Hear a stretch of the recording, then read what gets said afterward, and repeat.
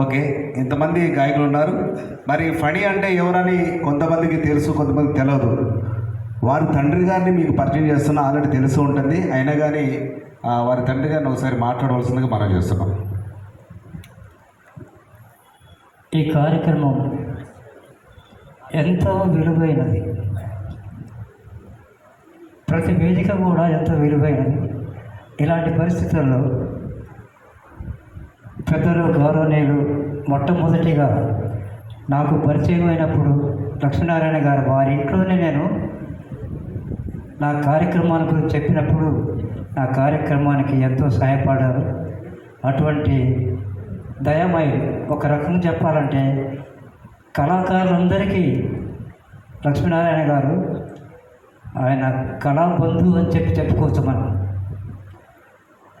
కళాకారులందరికీ కూడా కళాబంధువుగా లక్ష్మీనారాయణ గారిని చెప్పుకోవడంలో అసలు ఎలాంటి సందేహం అవసరం లేదు. ఏ కళాకారులు పోయినాగా కూడా తప్పనిసరిగా తనకు తోచినంతగా సహాయం చేసి పంపిస్తున్నారే కానీ ఒట్టి పంపించడం జరగదు. కాబట్టి వారు ఇప్పుడు నాకు అనౌన్స్ చేసినటువంటి ఆర్థిక సహాయం ఆ భగవంతుడే నాకు వారి రూపంలో ఇప్పిస్తారని చెప్పేసి నేను భావిస్తూ నేను చాలా సంతోషపడుతున్నాను. అయినా కూడా బుద్ధదేవుని భూమిలో పుట్టినావు, సహజమగు ప్రేమ నీలోన స్వచ్ఛనేమో, అందమున వచ్చేసడి అంతకుండ మైల పడిపోయెనో నీ మనుజ జన్మ.